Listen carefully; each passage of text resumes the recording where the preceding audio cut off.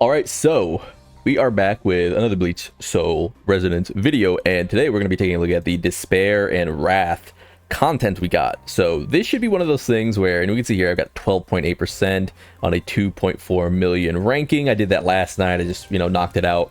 That wasn't really like a, oh, let's get placements, let's get top 10, let's get leaderboard, it's free to play. That was very much just a let's get our missions done. I knocked out all the missions that we can knock out so far, so you can see that form of Wrath, I keep saying Wraith. Form of Wrath, and then points in form of Wrath here as well, and Wrath here as well, and the rest are all the Despair missions, right? So we got all those knocked out, 100, 200, 300, 400 Jade in total, plus the Dondochaka Bond, which we put on our Nell. Over here, we also have Wrath, and Wrath again, and we still need to wait for the actual unlock for Yami Largo's fight, but we are slowly piecing together the charge 2000 times. That'll get us the Nelliel bond and further further empower our Nell that we pulled yesterday, right? So in this video, I have not done this yet. In this video, I'm going to attempt, I did set up the team though, I'm going to attempt to clear this fight with an SS with the only limited characters. I did try this earlier, but I was not able to get the SS locked down. A lot of that is going to come down to getting the early enough break.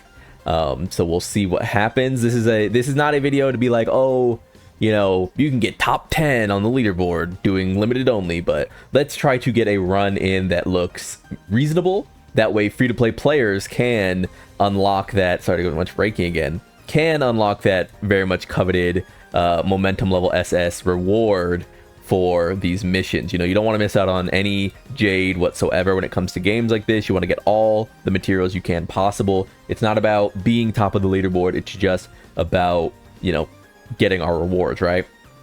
So the big ones we're going to be looking out for is obviously breaking his iron skin, and not getting hit is a big one. 75 points deducted every single time you get hit. It is cool that they managed to put together a fight that has this skill-based overcoat. You do need to not just be getting your ass beat if you want these points, right? So that is very cool. Yeah, let's give it a go. And we are back in it. Let's get this fight going. So this fight, it's going to take a bit of doing for sure. Now that I've run through it, I don't want to make it seem like I did this one shot, one take, like easy, got the SS. I did have a few runs where I briefly popped into SS, but I wanted to get a run where I was hovering in it a little more consistently, that way as to show that, like, oh, it's not just like a fluke, right? So what did I learn over the few runs I did and sort of only got like the cusp of SS rank? Well, first and foremost, this portion of the fight doesn't really matter so much. You're just trying to blitz down his iron skin, so do whatever you can to get the most damage. Don't worry too much about being super optimal with your rotations. Do as much damage as possible, get his iron skin down. You can see the Setos in particular really blast it down, so I push it here, take the hits, whatever, and we get into our swaps. The second thing is that Nelliel is the character you're doing damage with in this fight on the limited team. It's going to be tempting to use Kenpachi for, Kenpachi is a monster, right? We've been playing with Kenpachi.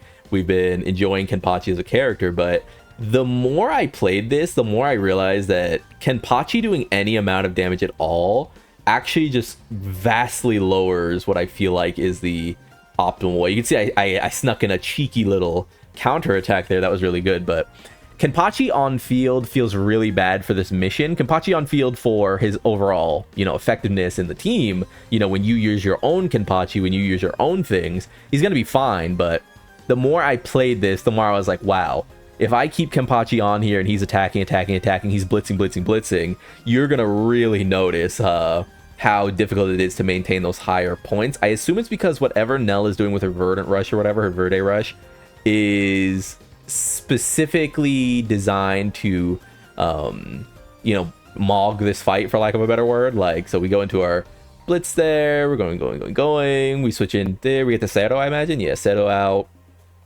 and we just right back into the blitz. I'm checking my little pips under her her blitz points or whatever they are, her little pips under her spiritual pressure, like every so often I'm letting my eyes wander there. You need to keep a good handle on how much she is built up. That way you get ults that are meaningful, right? So 600,000 there, we go into her counter and we're gonna start spending, we cash out, and we're gonna...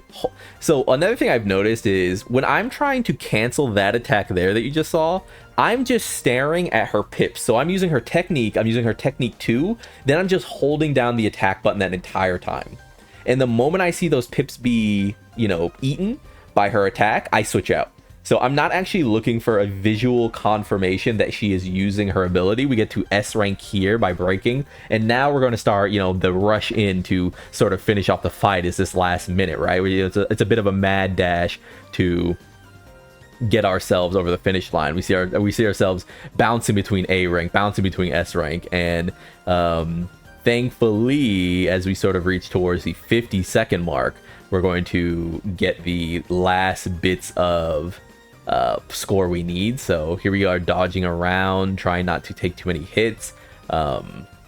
We get a 739,000 here. We go into S rank here, and I believe I get a dodge here. Yeah, that brings our points up, and I want to yep, grab a dodge there, go into this.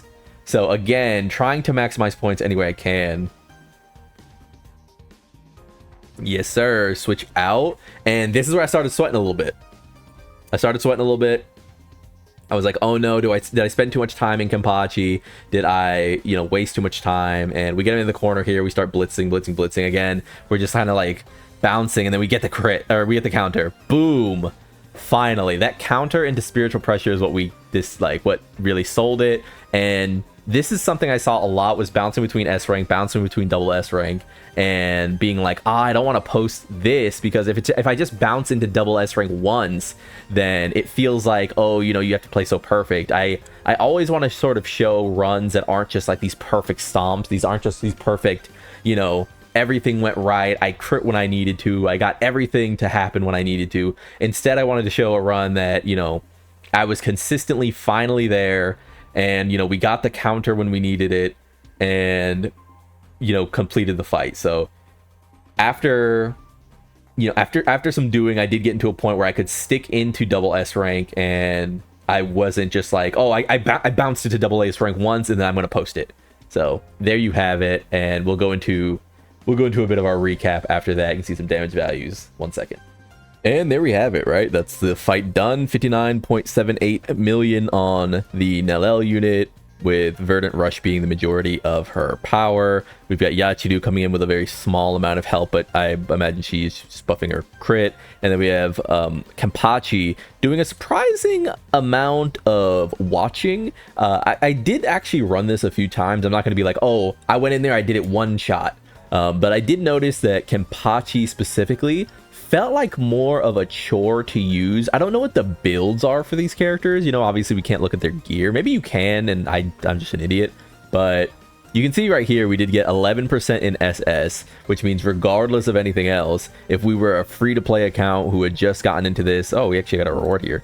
Oh, we did the 2,000. Yay! If we were just a free account that had just gotten into this and we were just using the tools that they gave us, that would have cleared this right here, which is the SS mission. Is there anything else that would have cleared? 1 million right there. Yeah, so if you had a run like that, yeah, 1 million right here, that would have been yours done, right? So that is, you know, sobering to think, you know, very humbling to think that we do have a means of getting free-to-play people over the line. Obviously, if you see anyone with a B6 showcase, they're just going to blast apart Noitada's iron skin. That's the big thing that's going to, like, come out of this, is, like, if you're someone playing with dupes, you're going to destroy his iron skin. It's this one right here, right? And what that's going to allow you to do is essentially have less time where you can actually take hits, because he's going to immediately crumple, which means you're going to immediately start phasing him without taking damage, which is this one right here. Yeah, so it's one of those that's like, obviously in a gacha game, you're still going to have things be defined by dupes, by, you know, whales. You know, whales need something to do. I know sometimes as a free-to-play player, it can be frustrating not getting to, you know, press battle, press trial, or press challenge, go into trials, and, you know, immediately beat Tower Trial 25 as a free-to-play. But, you know, these games can remain so free-to-play friendly so long as, you know, they give whales something to do. So 24% ailment damage bonus increase is going to go up to 42% during battle, with an extra 42% crit damage. We're going to go ahead and lock that in right there. Looks really good. At a maximum, it's going to go up to 60% and 60%. So we'll be getting that just through time. By the way, we essentially just have to wait. So if we go to rewards here and we actually look, it's going to be 500,000, which is menial, like meager stuff in the overall scope of things. But that'll get us Peche, and then we'll be able to get the maximum 60%. But as for content, as for like a difficult thing to do, I do like that it rewards being on top of your game a little more. By the way, and this is going to be like an outro, like update sort of thing. I wanted to give plans for my Nelliel going forward. So as you can see, 4,400 attack, 44% crit rate, which goes up to 65% in battle, 105% crit damage. What I've noticed is that obviously now that we've played with her for a bit, Nelliel does not need ultimate charge rate. She would much rather have something like you know, ailment damage or just flat crit rate damage. So what I'm going to be trying to do long term is get a second piece here that's maybe something like crit damage or crit rate. This would look really good right here. This is a staggeringly good piece. But I want to get more attack percent on her. I want to get attack percent like here, maybe get the crit rate here. So that's going to be a lot of what I'm up to. And I want to get an attack percent piece here. And I think that's going to allow my Nelliel to shine much more than she currently is. I mean, obviously I didn't use her in this video, but I do want to just talk about as like a, you know, we're learning to play with these characters, right? I did the craft along with me video yesterday, just to say like, hey, I'm building the character, you know, why not see how I value gear and the like. But now that we've had a day, we can sort of see that for all intents and purposes, it seems like Nelliel's getting her damage mostly from things like her battlefield skill proccing, this like you know, Seto attack. Super big amounts of damage coming from this, right? So yeah, I do think that it makes more sense to play into that as a hit based effect. We'll have the ailment damage here and the crit damage there just be an additive thing. And, you know, now that we're at like 150% crit damage or something from the boundary, and we'll get up to 160% once it actually like drops, like I do think that playing more so into her attack percents, her attack scaling, her crit rate, etc., etc. You can see that I did bring her up to level 100 on my own because I do want that extra 25% crit rate. So actually what I was saying earlier about her having 65% crit rate is actually closer to 69% crit rate, which is, you know, 70% crit rate is where you want to be, I think, in this game. If you can ever just hit around 70%, we like 56% right here is, you know, definitely underselling the amount of damage I could be doing if I just made his crit more consistent. But I have not gone back into Aizen's gear to sort of alleviate that. If I was, I'd actually replace this piece with a crit rate piece. And we'd see his, you know, attack balloon and, you know, his damage, his overall damage balloon a bit. But yeah, I hope just a little bit of an outro, some insight on what I've been seeing with the character. But yeah, that's the fight, right? It is achievable, it is attainable. Give it a go with your free to play limited characters and just try to nail the fight down, and you'll get it eventually, right? But yeah, I've been Lone. Like, if you liked the video, subscribe to the club. We all go make it, and peace.